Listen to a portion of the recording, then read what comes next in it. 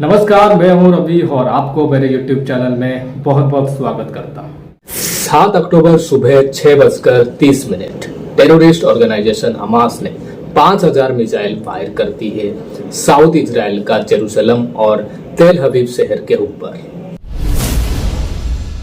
और उस दिन था दोस्तों ज्यूस लोगों के लिए एक पवित्र दिन, जहां लोग अपना अपना फैमिलीज के साथ खुशियां मना रहे हैं और उस छुट्टी दिन का मजा ले रहे हैं और कुछ जगह में पार्टीज भी अरेंज करने लगते हैं। लेकिन सुबह सुबह खुशियां की माहौल के घंटी के बजाय सतर्क रहने की सायरन के घंटी के द्वारा शहर एक आतंक का माहौल खड़ी करती है। बमबारी और गोलियां बरसने लगती है और महिलाओं के साथ सेक्सुअल हरेसमेंट की जाती है और बिना कपड़ा में फेरेड की जाती है और ब्रूटली हत्या की जाती है और बेगुनाह लोगों और बच्चों के ऊपर फायर की जाती है और कई सारे लोगों को किडनैप भी की जाती है आतंकवादी संगठन हमास के द्वारा। और उस आतंकी हमला के वजह से 700 से ज्यादा लोगों की मौत भी हो जाती है और कई सारे इजरायली सिविलियन बहुत ही बुरी तरीके से घायल हो जाते हैं।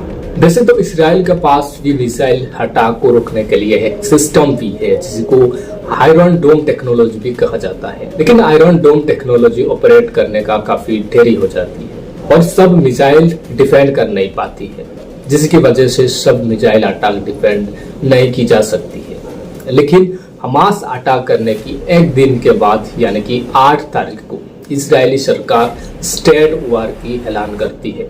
אזרחי ישראל, אנחנו במלחמה, לא במבצע, לא בסבבים, במלחמה. הבוקר חמאס פתח במתקפת פתע רצחנית נגד מדינת ישראל ונגד אזרחיה. אנחנו בתוך זה בשעות הבוקר המוקדמות. כינסתי את ראשי מערכת הביטחון. הנחיתי קודם כל לטהר את היישובים והמחבלים שחדרו פנימה. הפעולה הזאת מתבצעת בשעות הללו. במקביל הוריתי לבצע גיוס מילואים נרחב ולהשיב מלחמה שערה בעוצמה ובהיקף। और इजराइल ऑपरेशन आयरन स्वॉर्ड के माध्यम से गाजा स्ट्रिप के ऊपर हमला करती है, जहां पर कई सारे बिल्डिंग और पैलेस्टीनी खुफिया एजेंसी के दफ्तरों को डिस्ट्रॉय की जाती है और शुरू होती है हमास और इजराइल के बीच में दर्दनाक युद्ध। लेटेस्ट डाटा के मुताबिक दोस्तों आज तक गाजा स्ट्रिप में 1537 पैलेस्टीनियंस के मौत का संख्या सामने आया है। उनमें से 500 चिल्ड्रंस और 267 महिलाओं के डेथ टूल्स भी सामने आती है और ऐसे ही 1200 से ज्यादा इजरायली सिविलियंस के मौत भी सामने आया है। कुल मिलाकर रियूटर्स के रिपोर्ट के मुताबिक दोस्तों आज तक 2800 से ज्यादा मौत का संख्या बोथ साइड यानी कि इजराइल और पैलेस्टाइन देश के तरफ से सामने आया है। आज तक 22 अमेरिकन सिटीजन का जान भी जा चुकी है। साथों साथ दोस्तों 7 पत्रकारों का जान भी चली जा चुकी है। लेकिन ये तो सिर्फ सरकारी आंकड़ा है और सरकारी डाटा है, ना जाने कितने लोग मारे जा चुके होंगे, इस बात का अंदाजा लगाना थोड़ा मुश्किल है। आगे जाकर ये नंबर भी बढ़ने का चांसेस बहुत ज्यादा है। हमास उस खतरनाक हमला को वर्ल्ड का सारे देश कॉन्डेम करते हैं, जैसे India, Britain, USA, Italy, Germany, Canada, France आदि देश। लेकिन ऐसे कुछ देश भी है हमास को सपोर्ट भी करते हैं, जैसे कि इजिप्ट, लेबानन, सीरिया, पाकिस्तान और सऊदी अरब। और कुछ देश तो सिर्फ हमास को सपोर्ट नहीं करते हैं बल्कि हमास का अटैक को जश्न भी मनाते हैं, साथों साथ पार्लियामेंट में ताली भी बजाते हैं। और इंटरेस्टिंग फैक्ट यह कि दोस्तों कुछ देश हमास को आतंकवादी संगठन ही नहीं मानते हैं, जैसे कि इजिप्ट, लेबानन, सीरिया और साउथ अरबिया। और हिजबुल्लाह नाम का एक आतंकवादी संगठन तो हमास को इक्विपमेंट की सहायता भी देती है। और मैं भी पर्सनली उस अटैक को सपोर्ट नहीं करूंगा, ना कि एक टेररिस्ट अटैक को टॉलरेट करूंगा, क्योंकि वार में सिर्फ करोड़ों लोगों की जान ही चली जाती है, समाधान की रास्ता नहीं फिरती है। लेकिन जब हम हमास और इजराइल के बारे में इंडिया के पर्सपेक्टिव में देखते हैं तो एक कॉम्प्लेक्स सिचुएशन खड़ी हो जाती है। एक तरफ से बीजेपी लेड गवर्नमेंट किसी भी कीमत में इजराइल का साथ देने का वादा करती है, लेकिन मिनिस्ट्री ऑफ एक्सटर्नल अफेयर का स्पोक पर्सन अरिंदम बागची का तरफ से बयान आती है कि इंडिया एक सोवरेन पैलेस्टाइन स्टेट का समर्थन भी करती है। आपको डाउट लगा होगा कि आखिर भारत किसी का साथ है। बिल्कुल, भारत इजराइल के साथ ही है, लेकिन साइमल्टेनियसली इंडिया यह भी चाहती है कि पैलेस्टाइन को एक सोवरेन स्टेट बनाया जाए।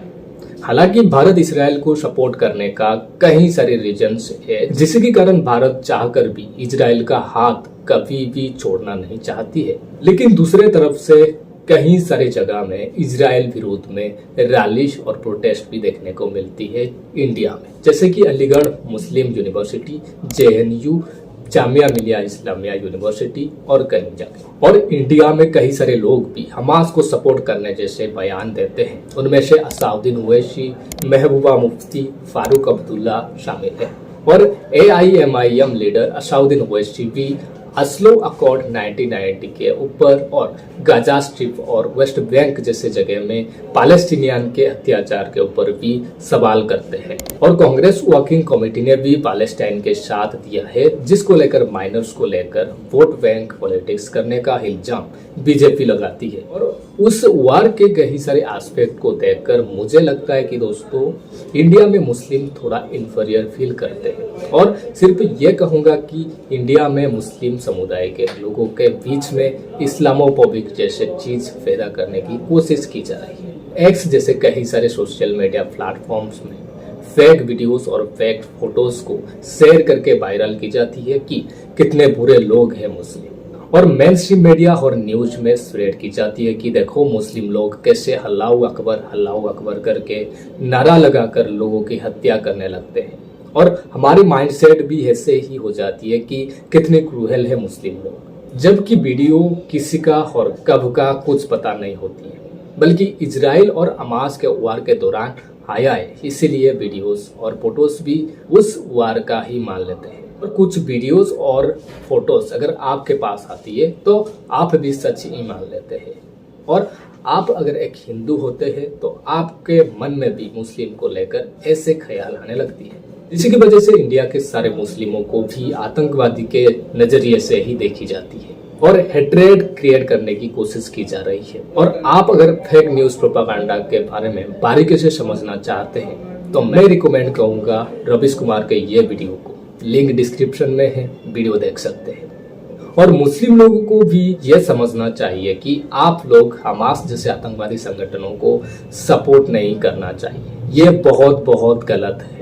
बल्कि पैलेस्टाइन्स को जमकर सपोर्ट कीजिए और एक लेजिटिमेट वे में नेगोशिएशन करके, एग्रीमेंट करके शांतिपूर्ण माध्यम से पैलेस्टाइन का इंडिपेंडेंट और सोवरेन की सपोर्ट कीजिए, न कि ऐसे खून करावा करके या करोड़ों लोगों को मार के या 5000 मिसाइल फायर करके। मान लो पैलेस्टाइन में अरबों के मुल्क को इसराइल लोगों ने छीन लिया है और हड़प लिया है, क्या उसका मतलब अरब लोग आतंकवाद के रास्ता चुने? क्या ये ठीक होगा पैलेस्टाइन को इंडिपेंडेंट स्टेट घोषित करने के लिए? और युद्ध करने से सिर्फ तनाव बढ़ती है, करोड़ों लोगों की जान चली जाती है, लेकिन किसी को फर्क नहीं पड़ती है कि कितने लोग मारे गए हैं और कौन मर गए हैं। इसीलिए कहते हैं ना, everything is fair in love and war.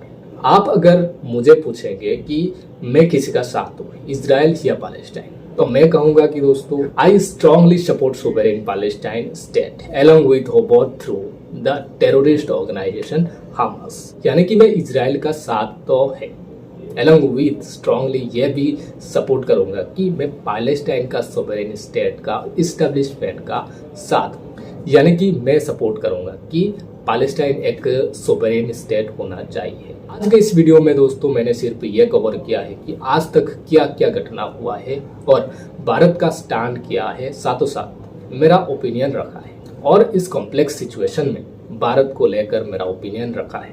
और इस वीडियो का सेकेंड पार्ट में बहुत डिटेल्स में ये कवर करूंगा कि इस युद्ध का हिस्टोरिकल बैकग्राउंड क्या है, हमास क्या है, गाजा स्ट्रिप क्या है, वेस्ट बैंक क्या है, पैलेस्टाइन क्या है और इजराइल कब इंडिपेंडेंट कंट्री का मान्यता मिला है, सब डिस्कस करूंगा। आशा करता हूं दोस्तों वीडियो आपको पसंद आया होगा और आप भी कमेंट करके बताइए दोस्तों कि आप किसी के साथ हैं, इजराइल या पैलेस्टाइन। आपको कैसे लगा मेरा ओपिनियन? अगर पसंद आया तो वीडियो को जरूर शेयर कीजिए और चैनल को सब्सक्राइब कीजिए। देखने के लिए बहुत बहुत धन्यवाद।